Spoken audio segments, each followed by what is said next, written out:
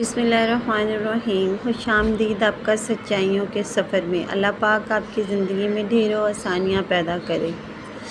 تو میرا آج کا پیارے دوستو ٹاپک ہے ذو الحج کے 10 دن میں کرنے والے کام۔ صبح سے رات تک کی روٹین۔ رات کو نیت کر کے سوئیے، مضبوط نیت عمل کروائے گی۔ طاقت دینے والی اللہ پاک کی ذات ہے۔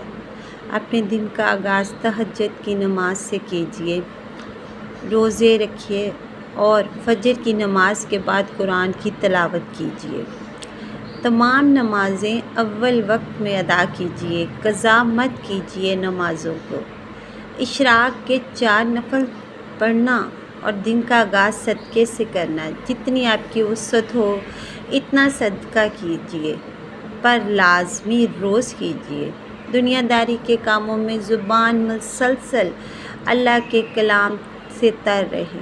اللہ کی بڑائی زیادہ سے زیادہ بیان کرنا، کثرت سے تکبیرات پڑھنا، اللہ اکبر لا الہ الا اللہ واللہ اکبر وللہ الحمد، اور اس کے بعد کثرت سے پڑھنا سبحان اللہ والحمد للہ لا الہ الا اللہ واللہ اکبر۔ ان 10 دنوں میں روزانہ کھانا کھلائیے، ایک مسکین کو صحیح روٹی اور سالن لازمی دیجیے۔ یہ ایک بہت بڑا اور بہترین عمل ہے۔ جتنی آپ کی وسعت ہے اتنے گھروں میں کھانا بانٹیے۔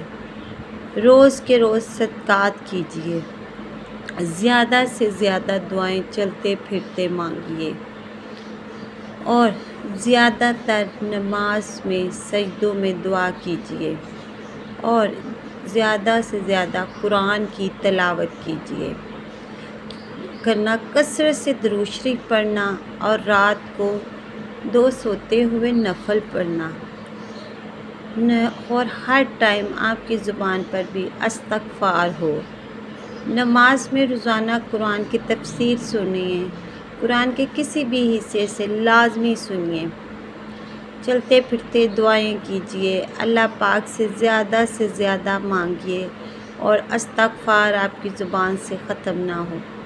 صدقہ خواہ ایک مسکراہٹ ہی کیوں نہ ہو، یا کسی کی چھوٹی سی مدد ہو کیوں نہ ہو، لازمی کیجیے۔ اپنی اخلاقی تربیت کیجیے، آواز میں نرمی پیدا کیجیے، حسد سے بچیے، غیبت کرنے سے بچیے، اور دوسروں کو پانی پلائیں، اور خاص طور پہ بے زبان جانوروں کے لیے چھت پہ پانی اور کھانے کا انتظام کیجیے۔ اللہ کو راضی کرنے کے لیے اپنی کمر کس لیں اور اپنی دعائیں قبول کروا لیجیے۔ اللہ پاک میں رحمت سے بھرپور فائدہ اٹھا لیں۔ شاید یہ 10 دن ہماری زندگی میں دوبارہ نہ آئیں۔ یہ عظیم 10 دن ایک منٹ قیمتی ہیں، ان کو ضائع نہ کیجیے، اور جتنا ہو سکتا ہے اپنی زبان کو اللہ پاک کے کلام سے تر کیجیے۔